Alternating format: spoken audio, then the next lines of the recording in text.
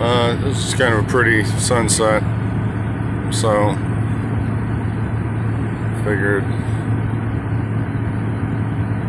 I'd use this as a backdrop.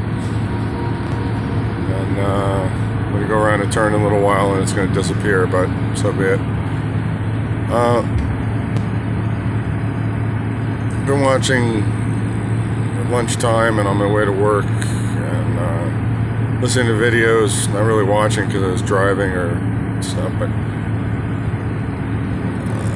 a lot of commentary on the Second Amendment rally in Virginia yesterday, and a whole lot of, hooray for our side, we won. No, we didn't win anything. We might have made a statement. Nothing was won. It's not time to go home and unload your crap and put it back in the closet. Northam, he's going to sign the laws that were passed in the Senate. The Senate may or may not pass more laws. They'll pass more laws, probably not every one that was proposed, but they'll pass laws because that's what they were put there to do. And they were put there to do that by Michael Bloomberg, former mayor of New York City, billionaire who never really created anything. He ran a news service, financial news service.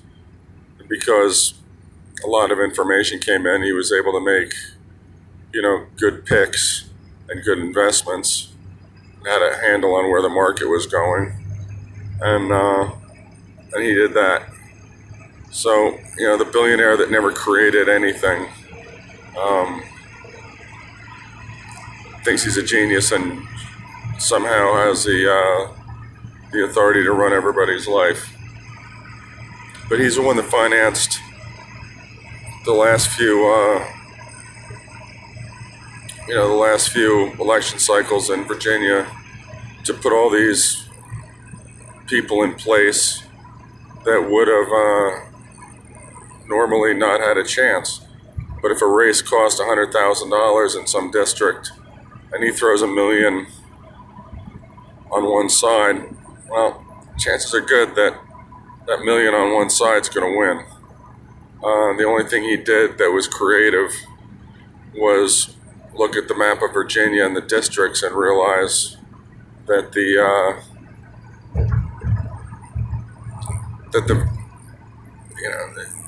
some very small districts have a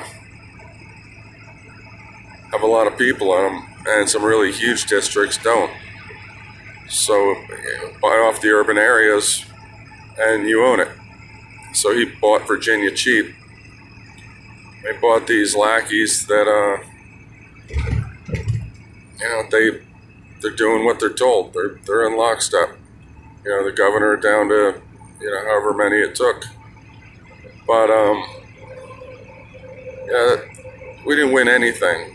When people start showing up in force at all those campaign rallies, every campaign stop, and start heckling him off the bus or the limousine or whatever the hell he gets out of, when he gets laughed off the stage, when he's heckled off the stage, when his career as a politician is ruined, when people start, getting wise to some of the things that he's done, the financial games that he's played, and he starts getting sued and he starts losing his fortune, that's when the war is won. That's when you can put your gear away, put it back in the closet. And it's not just Michael Bloomberg. There's dozens of them. And that's what needs to be done next.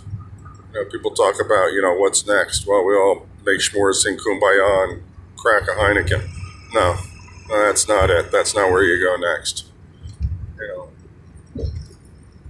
We addressed the symptom. Now you got to address the disease, because that disease is out there. Bernie Sanders, these people are just entrenched. Bernie Sanders never made a dime in his life. Why is he worth millions of dollars? You know, why Elizabeth Warren? What the hell did she do? Nothing. None of these people did anything. You got to show up and you got to call them out, and that's what's got to be done. That's the next step. There's another gun rally, another Second Amendment rally, pro-life rally. You know, do my damnedest to be there, but you know, one of these crackpot politicians that you know, is a communist. You know, they don't like America. They don't like the American way. You've got a homestead. Well, why should you have that? Somebody doesn't have that. Why should you have that? You should be taxed off your land. If you have a boat, if you have a nice car, if you have your old Mustang that you had from your first car when you're 17, you held on with for 30, 40 years. Well, now that thing's worth a hell of a lot of money. You know, you should be taxed on that. That's what the wealth tax is about. If you have something nice, we're going to tax you on it every single year as long as you have it. And at some point, you'll get rid of it because you can't afford to keep it, because you can't afford the damn tax on your stuff that you paid for. And that's where these people want to go. That's what they want. You got a homestead, you got goats, you got a horse, you got whatever. Well, guess what? You know, there's going to be a cost to owning that besides just feeding it. You know, you got a car, you got a shop. Well, you know, somebody else could do pretty well with that shop. You know, Denmark had they had the same kind of thing happen, but it's a kind of small country, and everybody kind of looked at it as what a cool experiment. But the top tax bracket was 101%. And in American dollars, at about $20,000, your tax was pretty close to zero. And if you didn't make any money, you basically got given $20,000. But when you hit, you know, like $25,000, the tax bracket started going through the roof. By the time you were like, you know, $50,000, $60,000, you were at 101%. And the idea was that everybody would make the same amount of money. And if you had accumulated anything nice, you were taxed on it.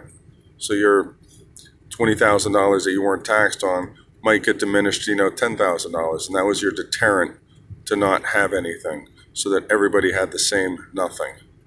And that's the model that these crackpots want to push. You know, Michael Bloomberg, what the hell does he do for anybody? You know, he does PR for... When he was mayor of New York the first year to get everybody to think he was a great guy, there was a lot of, you know, educational programs, a lot of things that, you know, probably would work, but there wasn't any money to try to get him off the ground. So he put his own money in. And everybody said, wow, Mike's a great guy. Well, no, he didn't give a damn about the kids. He never did. Everything else he did had nothing to do with the kids. Had nothing to do with education. Had nothing to do. It had to do with promoting Mike Bloomberg as what a great guy. And if he doesn't see value in it, he's not there. He doesn't.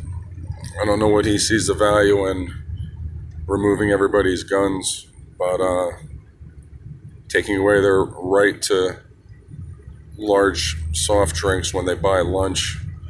But you know, that's his thing. He's a tyrant, and all of these people that are tyrants and tyrants in the making and tyrants in the wannabes, they got to be stopped, and they got to be called out at every chance possible. Anyway, I'm pulling up to get gas. Y'all have a great day.